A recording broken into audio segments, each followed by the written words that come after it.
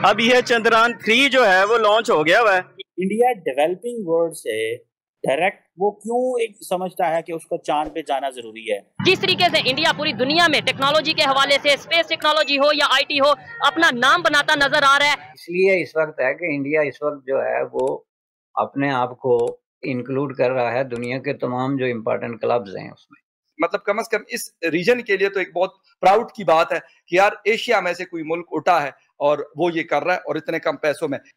अब अगर आप इसको क्या ये कहें कि पाकिस्तान जो है वो चांद पे भी compete करेगा, तो इस तरह की अचीवमेंट के लिए सबसे बड़ा प्रॉब्लम जो है वो है एक साइंटिफिक माइंड की कमी, और जो कि पाकिस्तान में बिल्कुल है ही नहीं है, बिल्कुल ही नहीं है, सिरे से मौजूद नहीं। वो तो जिहाद में शामिल है।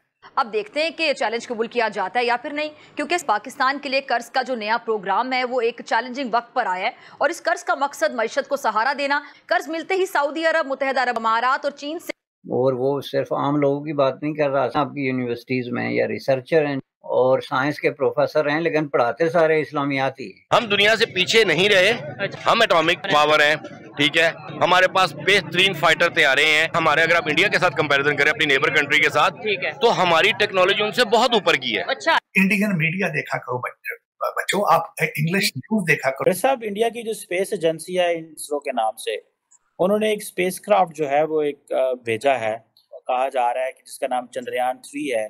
सो जो एक लार्जर क्वेश्चन है कि इंडिया चांद पे क्यों जाना चाहता है।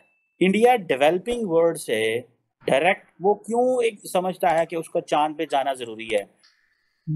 देखें जी, ये मुल्क क्यों करते हैं, इसका तो मेरे नज़दीक वो एक बिलीफ लोगों का ये है कि ये कायनात जो है ये सिर्फ ज़मीन तक या इस सैयारे तक महदूद नहीं है, जहाँ तक इंसान का जाना ज़रूरी है इस दुनिया को समझने के लिए, और अपनी जो है ना इस दुनिया पे अपनी प्रेजेंस और अपनी गिरफ्त जो है उसको ज़्यादा से ज़्यादा मजबूत करने के लिए। आप इसको अपने स्ट्रेटेजिक पॉइंट ऑफ व्यू से भी देख सकते हैं। और सबसे बड़ी बात यह है कि जिसको आप ये खलाई टेक्नोलॉजी कहते हैं, इंडिया इस वक्त जो है वो अपने आप को इंक्लूड कर रहा है दुनिया के तमाम जो इम्पोर्टेंट क्लब्स हैं उसमें, और ये उस वक्त शामिल हुए जिस वक्त इंडिया को शामिल होने की कैपेसिटी नहीं थी। अब 2003 में India was still a very poor country, तो आज तो उनके पास चूंकि एक तरह के वसाइल आ गए हैं और वो वसाइल अब एलोकेट हो रहे हैं बड़ी ही इम्पोर्टेंट तरीन शोबे इंटरनेशनल रिसर्च और इंटरनेशनल रिजल्ट्स को सामने रखते हुए।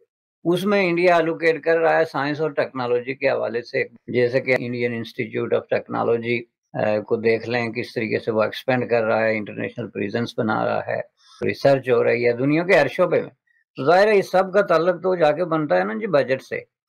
अब ये एक ज़माने में जाहिर है आप देखें न्यूक्लियर टेक्नोलॉजी पाकिस्तान ने बनाई, तो ये तो पाकिस्तान ने इसलिए नहीं बनाई कि इसके पास वसाइल थे, वो तो एक क्लियरली एक इंडिया पाकिस्तान के दरमियान जो दुश्मनी और जंगों का खौफ, उसका लाजमी नतीजे के तौर पे उन्होंने कहा कि हमारे पास जो है वो हम बना के रहेंगे।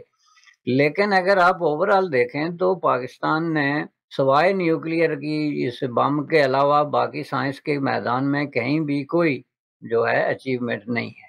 आपके जितने भी दीगर शोबे हैं उसमें आप देखते हैं कि कहीं भी कोई काबिल जिक्र अचीवमेंट आप नहीं दिखा सकते सिवाय डिफेंस के, जिसमें कि दीगर मुल्कों से भी मदद ली गई, दीगर मुल्कों से टेक्नोलॉजी ली गई।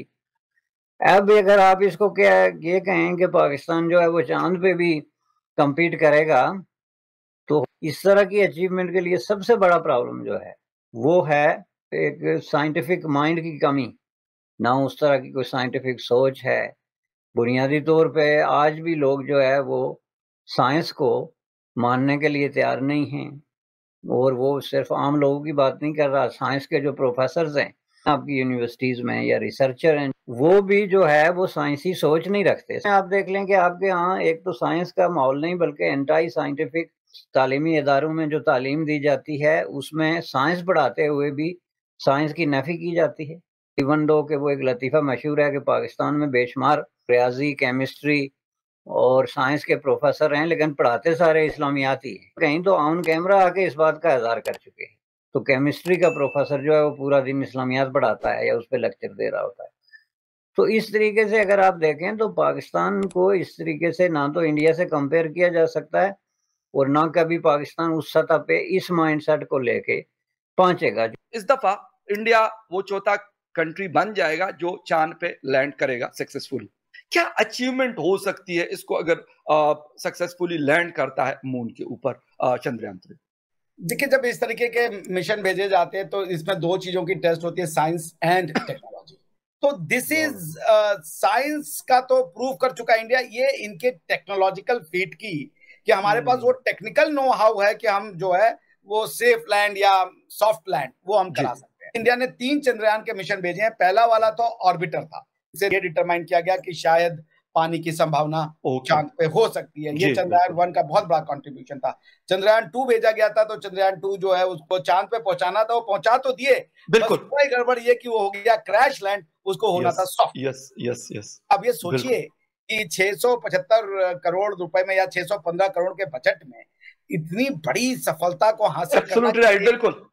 तो hats off to people of India, hats off to all of us as a humanity, क्योंकि इसको इंडिया के लिए ना देखा जाए। और बिल्कुल डॉक्टर साहब की ये वाली बात की ये सिर्फ हिंदुस्तान का नहीं, पूरी दुनिया के लिए, और इस मतलब कम से कम इस रीजन के लिए तो एक बहुत प्राउड की बात है कि यार एशिया में से कोई मुल्क उठा है और वो ये कर रहा है और इतने कम पैसों में। इंडिया की मिशन चंद्रयान 3 लॉन्च कर दिया गया। खलाई मशीन को launch vehicle mark 3M4 rocket के जरिए आंध्र प्रदेश के स्टेशन दून खलाई मरकज से खला में भेजा गया। खलाई जहाज में 3 रोवर और प्रोपल्जन मॉड्यूल हैं, जबकि इस पर 7 करोड़ 50 लाख डॉलर की लागत आई है। ऐसे वीडियो देखने के लिए नीचे दिए गए सब्सक्राइब बटन को प्रेस कीजिए और घंटी बटन को क्लिक कीजिए ताकि आपको नए वीडियो मिलती रहे।